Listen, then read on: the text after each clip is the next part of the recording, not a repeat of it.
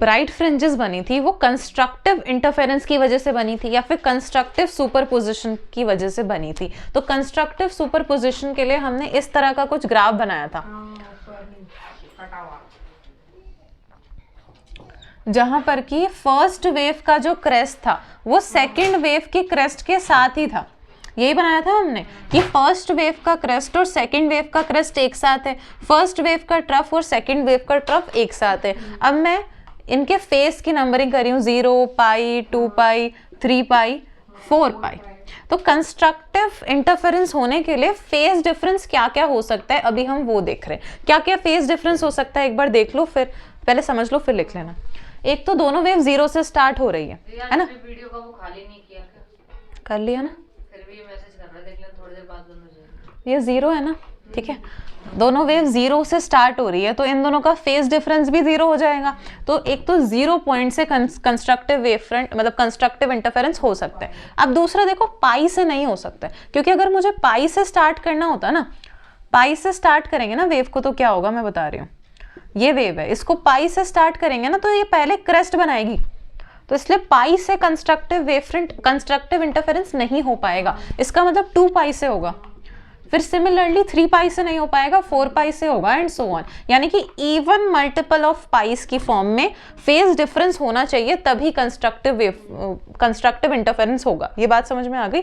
Even multiples of पाई होने चाहिए, even multiples of पाई होना चाहिए। अब दूसरा वेवलेंथ का मैं बता रही हूँ, वेवलेंथ या फिर पार्ट डिफरेंस क्या होना चाहिए। देखो, एक वेव कंप्लीट हुई यहां से यहां तक, ठीक है, तो इसका पूरा वेवलेंथ कितना हो गया? इतना हो गया, ठीक है। ऐसे ही अगर मैं 2 पाई से स्टार्ट करती तो 2 पाई से स्टार्ट करती, ये वेव 0 से स्टार्ट होती, ये वेव 2 पाई से स्टार्ट होती, तो लैम्डा प्लस लैम्डा 2 लैम्डा होता। ऐसे ही 3 लैम्डा 4 लैम्डा, तो लैम्डा 2 लैम्डा 3 लैम्डा 4 लैम्डा, ठीक है, इस फॉर्म में होगा। अब इसका अगर मुझे फॉर्मूला बनाना है तो कैसे बना सकते हैं? Delta phi is equals to 2n pi. इसमें अगर मैं n को 0 रख दूंगी, n 0, तो ये पूरा टर्म क्या हो जाएगा? 0 हो जाएगा। अगर मैं n को 1 रख दूंगी तो 2 पाई बन जाएगा, n को 2 रख देंगे तो 4 पाई बन जाएगा। तो 0 से स्टार्ट करना है और ये फॉर्मूला हमारा बन जाएगा फेज डिफरेंस के लिए, 1 2 3 एंड सो ऑन। अगर ऐसे मुझे पार्ट डिफरेंस के लिए बनाना हो तो मैं n लैम्डा रख देती हूँ। n को मैं 0 रखूंगी, 0 नहीं रख सकते ना, नहीं 0 से भी तो स्टार्ट हो सकता है ना, 0 से भी स्टार्ट होगा यहाँ पे, 0 1 2 3 सो ऑन। इसको 0 रख देंगे तो 0 आ जाएगा, 1 रख देंगे तो लैम्डा आ जाएगा, 2 रख देंगे तो 2 लैम्डा, 3 रख देंगे तो 3 लैम्डा आ जाएगा। तो ये 2 फॉर्मूलाज हमें ध्यान रखना है, ठीक है। इसको पहले तो लिख लो, या तो पहले इंटेंसिटी भी बता देती हूँ। अभी हमने कल इंटेंसिटी का फॉर्मूला भी डिराइव किया था, 4a² cos square phi by 2, यही फॉर्मूला डिराइव किया था हमने। फाई देखो हम निकाल चुके हैं, 2n पाई, इसको मैं यहाँ फाई की जगह रख रही हूँ। तो intensity is equals to 4a² cos square 2n pi upon 2। इस 2 से 2 कैंसिल आउट हो गया, i is equals to 4a² cos square n pi. अच्छा, अगर इधर मैंने n को रखा 0 तो cos 0 की वैल्यू क्या हो जाएगी? 1 हो जाएगी। ऐसे अगर मैं इसको n को 1 रखूंगी तो पाई पाई यानी 180 डिग्री, उसकी भी वैल्यू 1 हो जाएगी। तो मतलब cos में यहाँ पर साइन 180 की -1 होती है, cos की 180 की 1 होती है, -1 होती है, फिर इसका स्क्वायर कर देंगे तो 1 ही आएगा ना, cos का स्क्वायर भी हो रहा है। तो मतलब हम यहाँ पर कोई सी भी वैल्यू रखें तो 1 ही आएगा, ठीक है। तो ये पूरी वैल्यू तो 1 हो जाएगी। तो इंटेंसिटी हमेशा क्या आएगी? 4a² आएगी for all values of n, for all values of n, यही इंटेंसिटी आएगी। मतलब हमारी जितनी भी ब्राइट फ्रिंजेस बनेगी, इवन जो सेंट्रल ब्राइट फ्रिंज है और जो फर्स्ट ब्राइट फ्रिंज होगी, सेकेंड थर्ड, सबकी इंटेंसिटी 4a² यानी कि इक्वल इंटेंसिटी होगी, ठीक है।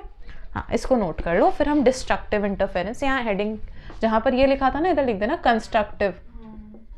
फिर हम डिस्ट्रक्टिव यानी कि डार्क फ्रिंजेस के लिए पढ़ेंगे। हाँ, अब डार्क फ्रिंजेस, जब डिस्ट्रक्टिव इंटरफेरेंस होता है तभी डार्क फ्रिंजेस बनती है। पहले समझ लेना फिर लिखना।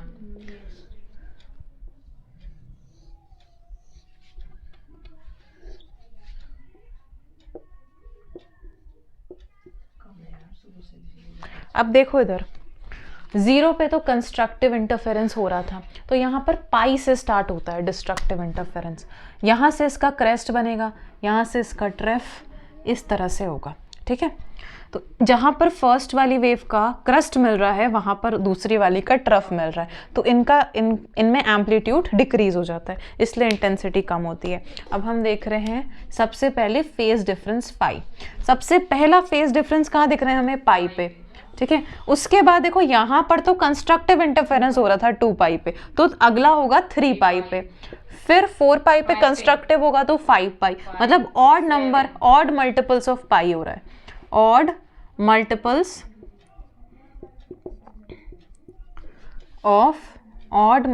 ऑफ पाई की फॉर्म में आ रहा है, ठीक है।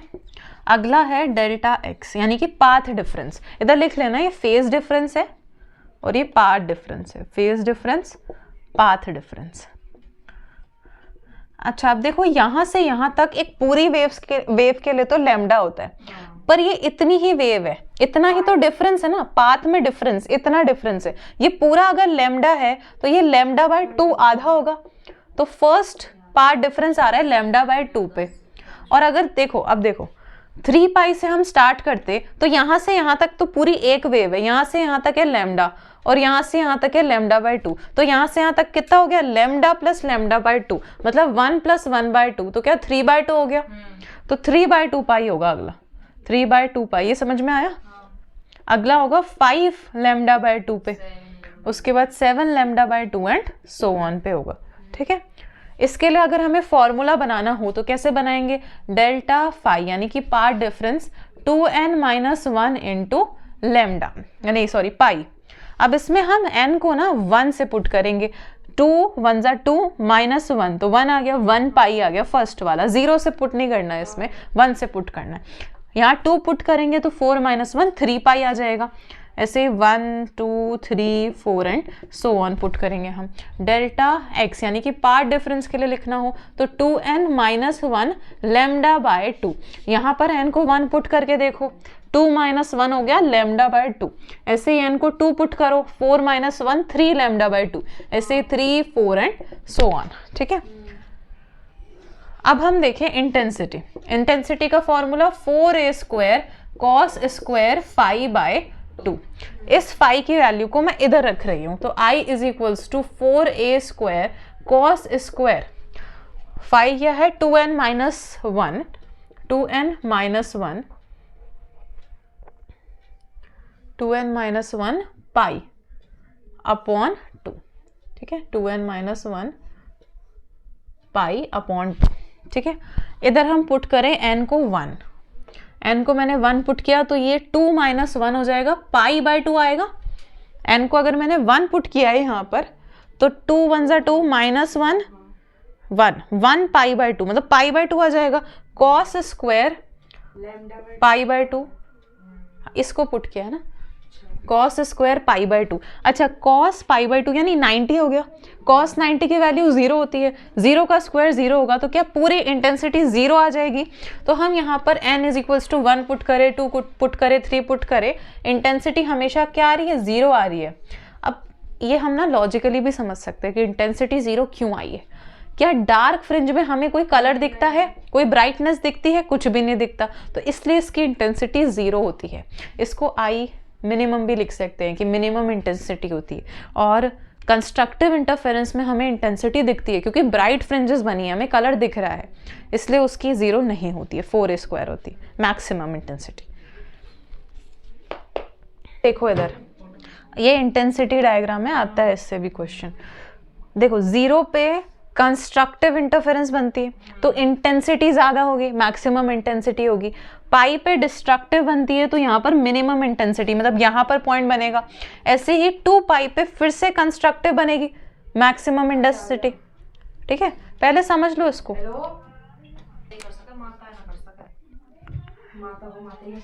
अब देखो 4 पाई पे वापस कंस्ट्रक्टिव इंटरफेरेंस होगा, 5 पाई पे डिस्ट्रक्टिव। देख लो मैंने क्या किया है, 0 पे कंस्ट्रक्टिव इंटरफेरेंस होगा तो मैक्सिमम इंटेंसिटी बनाई है, पाई पे डिस्ट्रक्टिव होगा मिनिमम इंटेंसिटी, 2 पाई पे वापस कंस्ट्रक्टिव, यहाँ वापस मिनिमम, वापस कंस्ट्रक्टिव। तो इसका मैं बना रही हूँ एक डायग्राम।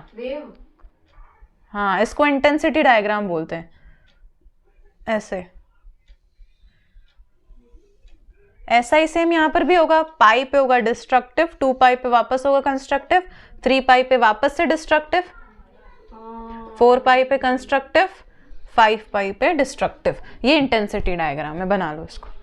अच्छा, पोजीशन ऑफ फ्रिंजेस। अब देखो हमने क्या करा था YDS यानी कि यंग डबल स्लिट एक्सपेरिमेंट में, ये 2 स्लिट्स थी हमारे पास, है ना। मैं थोड़ा बड़ा डायग्राम बनाती हूँ क्योंकि इसमें बहुत कुछ है। अब अरे बाप रे दीदी, फिर डायग्राम आ गया, सूत जाओ भाई थोड़ी देर के। ये यंग डबल स्लिट एक्सपेरिमेंट था। अब सुन लो, ये सोर्स है हमारा, है ना। यहाँ से हमने इस तरह की वेव फ्रंट्स बनाई थी। ये है S1 यानी कि स्लिट 1, ये है S2 यानी कि स्लिट 2। हमने बोला था हर एक point of primary wave front produces secondary wavelets, है ना। तो ये सेकेंडरी वेवलेट्स बनाएगा यहाँ से, ठीक है। अभी हम वेवलेट्स नहीं बनाएंगे क्योंकि हमें क्या चाहिए, पोजीशन चाहिए, किसकी, इंटरफेरेंस पैटर्न की। अच्छा, अब यहाँ बीचों बीच क्या बनती थी, ब्राइट फ्रिंज बनती थी, सेंट्रल ब्राइट फ्रिंज B0 बनती थी। यहाँ से मैं एक स्ट्रेट लाइन ड्रॉ कर रही हूँ, ठीक है, जहाँ पर ये B0 बन रही थी, ठीक है। यहाँ से यहाँ तक का डिस्टेंस मैंने मान लिया कैपिटल D है, यहाँ से यहाँ तक का, यहाँ से यहाँ तक का डिस्टेंस मैंने लिया है स्मॉल d है। और ये जो लाइन मैंने ड्रॉ करी है, ये इस लाइन को 2 इक्वल पार्ट्स में डिवाइड करी है, यानी कि d/2 पे, ठीक है। यहाँ से यहाँ तक का है d/2 और यहाँ से यहाँ तक का भी क्या है, d/2 है। ये जो d है ये होगा सेंटीमीटर की टर्म्स में और कैपिटल D होगा मीटर की टर्म्स में, यानी कि जो स्मॉल d है ना is very very small then capital D, ठीक है। ये बात समझ में आ रही है। अब अगर हम सेंट्रल ब्राइट फ्रिंज की बात करें तो इसका यहाँ से फर्स्ट स्लिट से डिस्टेंस और सेकंड स्लिट से डिस्टेंस इक्वल होगा। ये डिस्टेंस इक्वल होगा फर्स्ट स्लिट से और सेकेंड स्लिट से। क्यों, ये भी d/2 है, ये भी d/2 है। अगर तुम इस दोनों ट्राइंगल्स को ध्यान से देखो, यहाँ 90 डिग्री बन रहा होगा, दोनों ट्राइंगल्स हैं राइट एंगल ट्राइंगल्स, ये भी d/2 है, ये भी d/2 है, ये भी कैपिटल D है, दोनों कॉमन है इन दोनों ट्राइंगल्स के लिए। तो अगर 2 ट्राइंगल्स में बेस सेम है, परपेंडिकुलर सेम है, तो हाइपोटेनियस भी सेम ही होगी, तो ये वाली लेंथ इसके इक्वल है। इसका मतलब क्या है, इनमें कोई भी पाथ डिफरेंस नहीं आ रहा है। पाथ डिफरेंस कब आएगा, जब इन दोनों को माइनस करके कुछ बच जाए, है ना। पर इन दोनों को माइनस करके तो 0 बचेगा, मतलब इन दोनों के लिए पाथ डिफरेंस क्या होगा, 0 होगा। इसलिए एकदम बीचों बीच में सेंट्रल ब्राइट फ्रिंज बनती है। पर अगर मैंने एक P पॉइंट लिया है कहीं और, तो यहाँ पर क्या होगा, इस पॉइंट को मैं P पॉइंट से मिलाऊं, इस पॉइंट को भी P पॉइंट से मिलाऊं, तो यहाँ पर कुछ पाथ डिफरेंस तुम्हें दिख रहा होगा, क्योंकि ये वाली लेंथ हमें दिख रहा है ज्यादा है इससे। तो जब हम इसको इससे माइनस करेंगे तो कुछ बचेगा, वही पाथ डिफरेंस है। तो delta x is equals to S2P minus S1P, ये पार्ट डिफरेंस हमारे पास बचेगा। अब बात आती है हम इसको कैसे निकालें। हमें इस डेरिवेशन में यही निकालना है। कैसे निकालेंगे, अच्छा मैंने एक बात बताई थी कि एक राइट एंगल ट्राइंगल के लिए अगर ये वाला एंगल बहुत ज़्यादा स्मॉल होता है ना, तो ये वाली लेंथ इसके इक्वल हो जाती है, क्योंकि बहुत छोटा एंगल है। तो लगभग बहुत छोटा, देखो इसको मैं इतना छोटा बना दूं तो लगभग ये वाली लेंथ इसके ऊपर ही आ गई। तो मतलब इसकी जो हाइपोटेनियस है परपेंडिकुलर की इक्वल ही हो जाएगी अगर एंगल बहुत ज़्यादा छोटा है तो, ठीक है। पर क्या हमें यहाँ पर कोई भी 90 डिग्री वाला ट्राइंगल दिख रहा है इन दोनों लेंथ से एसोसिएटेड हो, नहीं दिख रहा है। तो मैं यहाँ पर एक परपेंडिकुलर लाइन बनाऊंगी। यहाँ पर मैंने एक परपेंडिकुलर लाइन बनाई, ये कुछ M पे यहाँ पर टच कर रही है, ठीक है। तो इस वाले ट्राइंगल के लिए ये वाला एंगल बहुत ज़्यादा छोटा होगा, क्योंकि स्लिट्स भी हम बहुत पास में लेते हैं, तो ये एंगल बहुत छोटा बनेगा, ठीक है, बहुत छोटा बनेगा। तो इस 90 डिग्री वाले ट्राइंगल के लिए S1P is almost equals to MP हो जाएगा ना, MP, ठीक है। तो हम बोल देंगे कि theta is very small, very small. तो हम बोल देंगे कि S1P is almost equals to MP। अब जब S1P MP के ऑलमोस्ट इक्वल ही है तो S2P में से हम MP को माइनस कर सकते हैं। तो delta x is equals to S2P minus S1P की जगह मैं लिख रही हूँ MP। तो क्या बच जाएगा, यही वाली लेंथ बच जाएगी छोटी सी S2M, S2M बच जाएगा हमारे पास, ठीक है। अब हम क्या करेंगे, अच्छा देखो ये छोटा ट्राइंगल नजर आ रहा है हमें, ये वाला दिख रहा है ना, ये वाला S1 S2M, क्या बताऊं, ये डेल्टा एक्स वाला S2P माइनस पाथ डिफरेंस है। डेल्टा एक्स क्या है, पाथ डिफरेंस है ना। फर्स्ट वाले ब्राइट फ्रिंज में तो कोई पार्ट डिफरेंस नहीं आएगा क्योंकि ये दोनों लेंथ बराबर है, तो इनको माइनस करके 0 ही आएगा। अगर हमने पॉइंट सेंट्रल की जगह और कोई भी पॉइंट लिया है वहां पर पार्ट डिफरेंस आएगा क्योंकि ये वाली लेंथ इस लेंथ से बड़ी है, ठीक है। और मैंने क्या बताया अभी कि इस लेंथ में से इसको माइनस करेंगे तभी तो हमें पार्ट डिफरेंस पता चलेगा। पर अगर हम राइट एंगल ट्राइंगल में देखें, अगर बहुत छोटे एंगल्स होते हैं, हाँ, तो ये वाली लाइन ऑलमोस्ट इसके इक्वल होगी। तो क्योंकि ये एंगल बहुत ज़्यादा छोटा है, इन दोनों स्लिट को बहुत पास में लेते हैं, तो इस राइट एंगल ट्राइंगल के लिए हमने एक परपेंडिकुलर ली इसके लिए, तो ये वाली लेंथ लगभग इसके इक्वल होगी, MP के इक्वल। तो मैंने S1P की जगह MP लिख दिया, तो S2P में से MP माइनस करेंगे तो S2M ही तो बचेगा ना, बस इतना की है, ठीक है।